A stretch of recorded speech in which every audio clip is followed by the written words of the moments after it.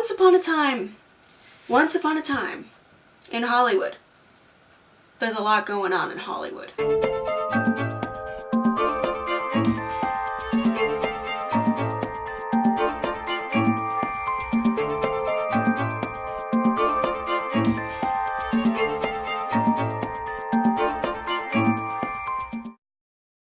Hey, it's Zadie and you're watching Flytte Kartina. Today we're going to be talking about Once Upon a Time in Hollywood, which is written and directed by Quentin Tarantino. It stars Brad Pitt and Leonardo DiCaprio, and also Margot Robbie co-stars with all of them. I know this movie came out a few weeks ago, that's why I'm doing a spoiler rant on it, so everybody has probably seen it already, so here's just my spoiler thoughts on the movie. It's really fun for me to respond to you guys down in the comment section below, and that's just kind of what I wanted to say before we started into this spoiler rant about Once Upon a Time in Hollywood. But let's get started with the things that I did like about this movie. I haven't had a lot of interaction with Quentin Tarantino and his work. I know there's a lot of great stuff that he's put out there, like Kill Bill and Pulp Fiction, and like a lot of other things that he's put out. I walked into this movie and enjoyed a lot of it. It's very different from what kind of style of movies that we're getting at this point in time. Even great movies like Mission Impossible Fallout. It's a great movie.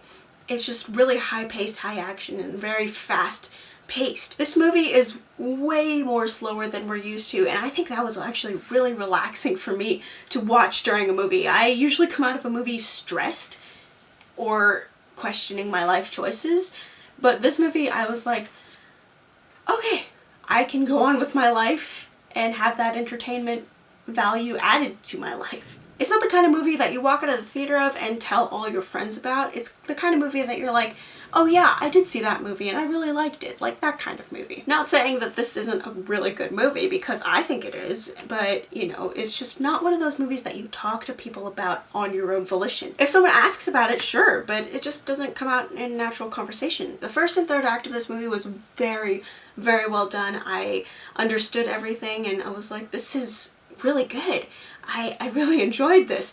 The second act is where it gets a little bit dicey, and I'll talk about that a little bit later, but I think that these name actors really made the entire movie more enjoyable to me. Sure, there are unknown actors who do a fantastic job and get huge accolades. Marvel does a really good job of hiring actors who don't necessarily make the A-list to every party, but they do a fantastic job in doing what they do. Like Michael Pena, for example. He's fantastic. I love his comedy and the way that he presents his lines and stuff like that. I didn't even know he existed until Ant-Man came out. But with Once Upon a Time in Hollywood, Brad Pitt and Leonardo DiCaprio made the movie. It's kind of funny, the trailers and marketing present it as Leonardo DiCaprio's movie, but it's actually not. It's more like a buddy cop movie where there's two sidekicks side by side doing the same things, going through the same struggles together, and neither one is greater than the other. It's kind of like that animated DreamWorks movie, Road to El Dorado.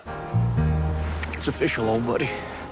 Well, has been. That's kind of what it just reminded me of. Two sidekicks just trying to get through life. Brad Pitt was my favorite part of this movie, my favorite character by far, but there was also Leonardo DiCaprio's performance that really was amazing and fantastic to watch every time he came on screen. I feel like Brad Pitt had more screen time than Leonardo DiCaprio, but that's probably not true if you measure up the screen time of when they're together and when they're separate. It's probably going to be about equal to each other. Brad Pitt was really, he did a fantastic job in this role. I really sold it for me, and these actors do such a great job chemistry wise, and then have also their solo moments. Some movies that you see, you're like, these guys are great together, but separate they are just awful. I can't get behind anything that they do.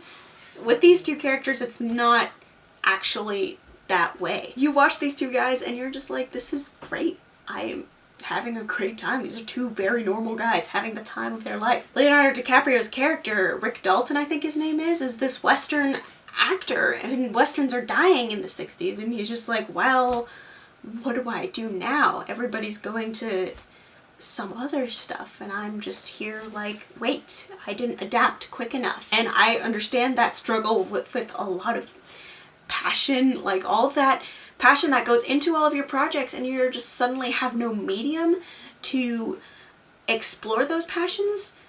Then you're just kind of like, wait, everybody moved on without me? And it's really sad and depressing, but the way that DiCaprio plays it, it is sad and depressing, but it's also at the same time really funny and relatable. It's just kind of melancholy, lighthearted, and which don't belong in the same sentence together, but that's what we're doing. This one scene with Leonardo DiCaprio that you see in the trailers, you see the whole buildup of it, and you're just like, so that's why this is so emotional. It's so funny to watch, and it's so great to see. And you're just like, yes, I feel it. It's relatable. I also really like the way that they shot this in terms of like seeing how movies are made. They don't show it the regular way where they cut to a camera, filming a person.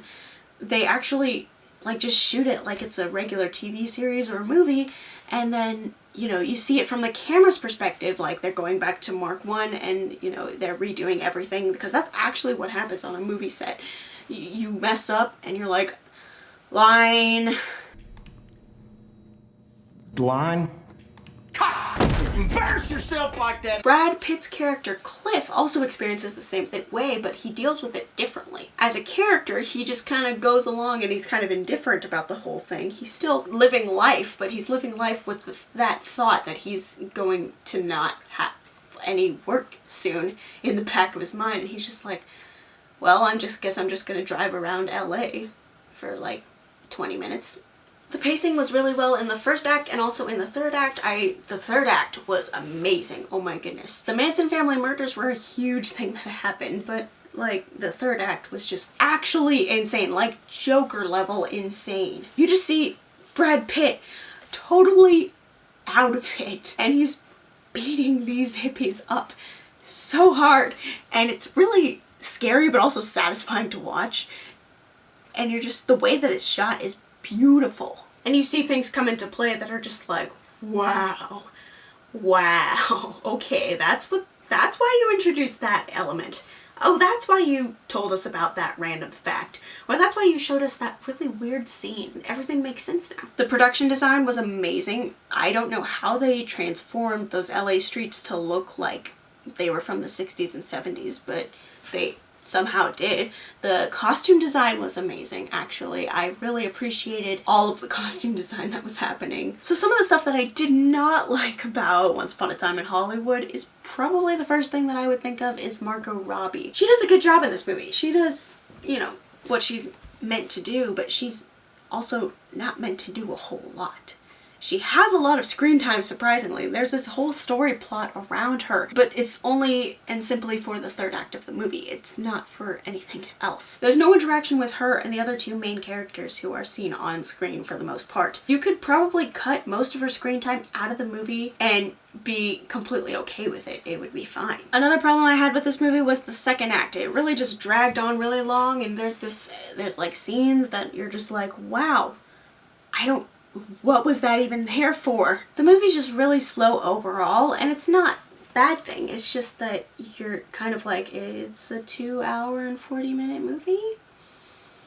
Maybe we could go grab popcorn at this point in the movie. But other than that, I think it was a fantastic movie. I came out of it a lot more excited about this movie than I went into it. I thought it was going to be a good movie going in, but it was so much greater than I thought it was going to be coming out. You just see the life of these 2 or 3 characters, and you just see it play out normally. You know those kinds of movies who are like, you know, redemption stories, like character redemption stories that are super high paced and high intensity, and there's always like a ticking time bomb in the midst of it, and you have to learn how to grow as a person, this character, and it's just really intense.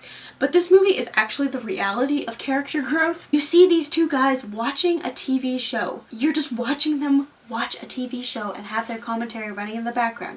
And there's all these subplots and subliminal messages that they're sending to each other, and you're just like, this is actual character growth that I'm seeing. This is real life character growth. I think Quentin Tarantino made the reality of these characters a little too close to home. So question of the week is, what is your favorite Quentin Tarantino film? I think this was just a really fun movie that he had fun making. Let me know what you guys think in the comment section down below. Help me out, help this channel out, help this video out by liking this video, subscribing to my YouTube channel, and then ringing that bell so that you are one of the first people to know when one of my video uploads. As always, thank you guys so much for watching. Have a great run of Thursday. I will see you on the other side of the screen.